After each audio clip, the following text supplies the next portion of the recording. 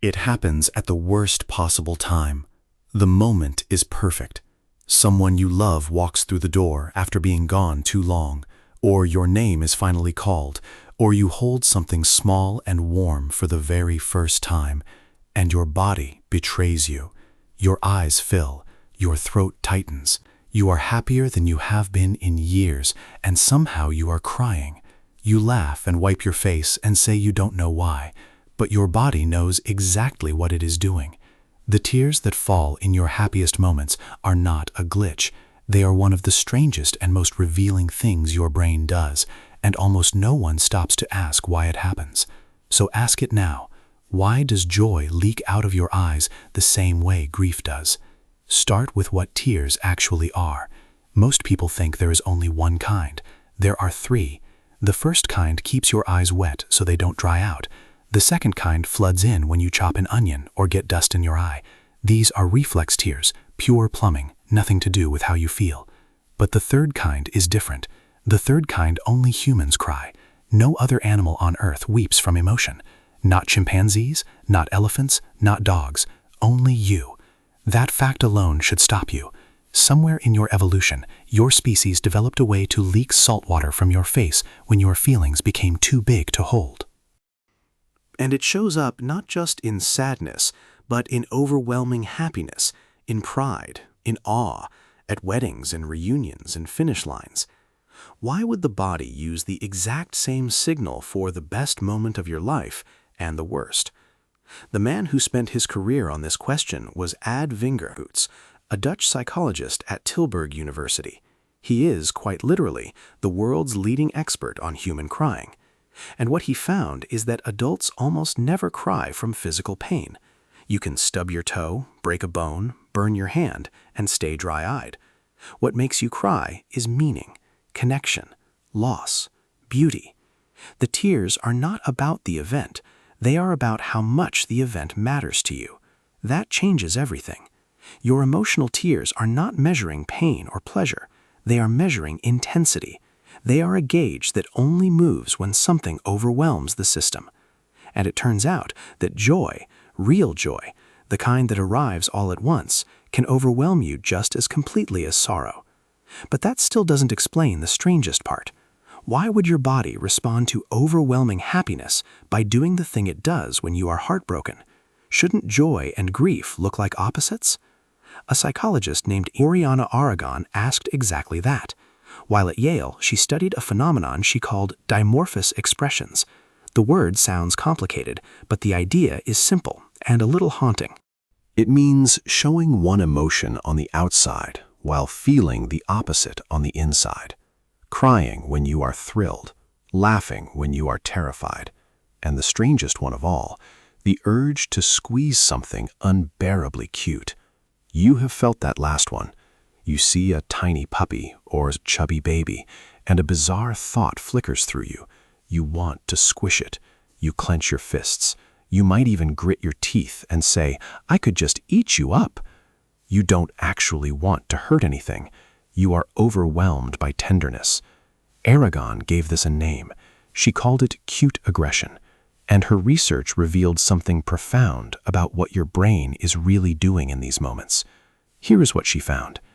When an emotion becomes too strong, too flooding, your nervous system reaches for the opposite expression to pull you back down.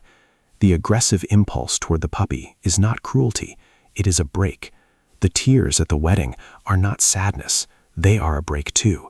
Your brain is trying to regulate you, to keep an overwhelming high from carrying you away by mixing in a dose of the other side.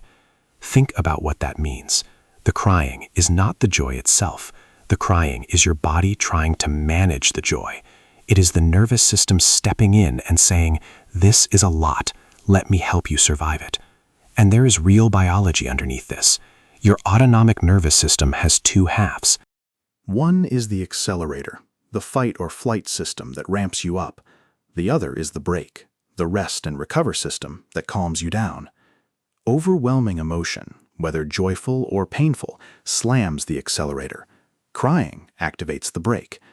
The American biochemist William Frey, who studied the chemistry of tears, even found that emotional tears contain stress hormones that reflex tears do not.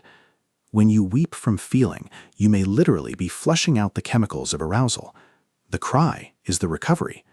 So the tears at your happiest moment are doing the same job they do at your saddest. They are bringing you back to baseline.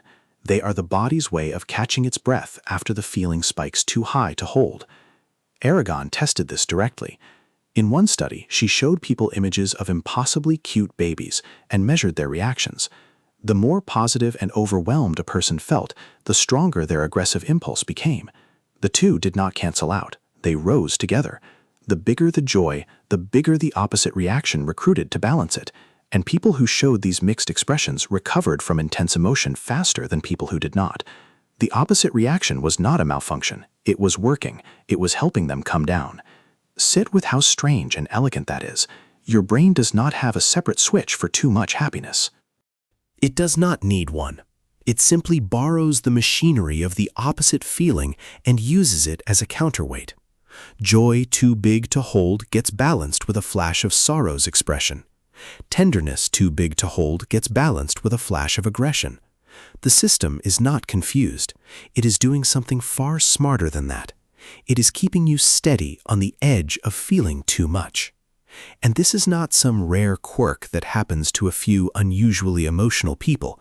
It is in all of us. Aragon found these dimorphous expressions across cultures and across personalities. The tears at the reunion, the squeeze of the cheeks, the nervous laugh in the face of fear. They are universal because the problem they solve is universal.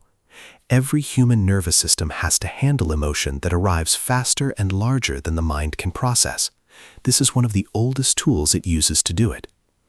Now go back further, because there is an even older story buried in this. Why tears at all? Why did your ancestors evolve to leak water from their eyes as a signal? Many researchers believe the answer is connection. A tear is something a smile can fake, but a body cannot. It is a visible, involuntary sign that you have been moved. It says, without a single word, "This is real, and I cannot hide it." Picture your ancestors 100,000 years ago. Survival depended entirely on the group. To be cast out was to die.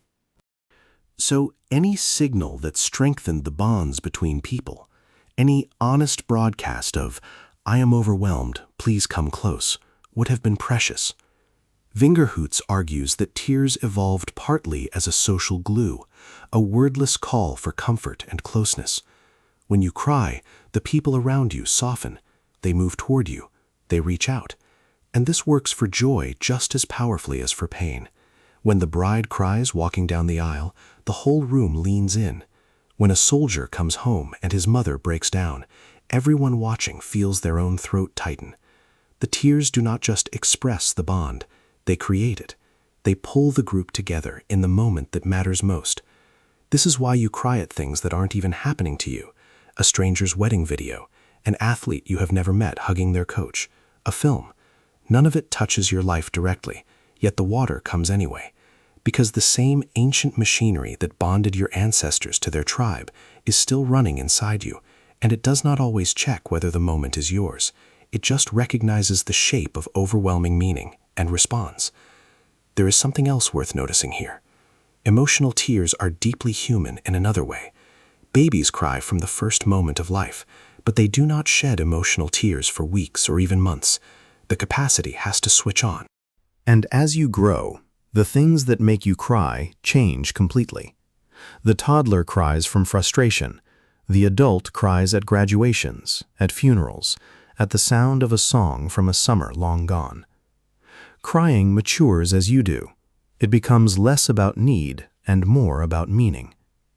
Robert Provine, a neuroscientist who spent his life studying the strange, involuntary things human bodies do, laughing, yawning, crying, pointed out how unusual it is that we have a fluid signal of emotion at all. Most of our emotional displays are made of muscle and movement, a smile, a frown, a flinch. But tears are a substance. They are emotion turned into something you can see roll down a face, something you can wipe away, something another person can witness and respond to. It is one of the most intimate signals the human body has ever produced. So when joy spills out of your eyes, you are doing something no other creature can do. You are turning a feeling into a visible substance, broadcasting it to everyone near you, and at the same time pulling yourself back from a high that grew too steep. Two ancient systems, the social and the self-regulating, firing at once, in the moment you are happiest. There is a quiet beauty in that. The next time it happens, and it will happen, the perfect moment, the eyes filling, the throat closing, you might understand it differently. You are not falling apart. You are not confused about how you feel. Your body is simply doing the oldest and most human thing it knows. It is taking a feeling too large to contain and letting it pour out where the people you love can see it. Because that is what joy and grief have always had in common. Both are forms of being overwhelmed by how much something matters. And your tears were never built to tell the world you are sad. They were built to tell the world you have been moved. It happens at the worst possible time, you used to think. The moment is perfect, and your body betrays you. But it was never betrayal. It was the most honest thing you have ever done.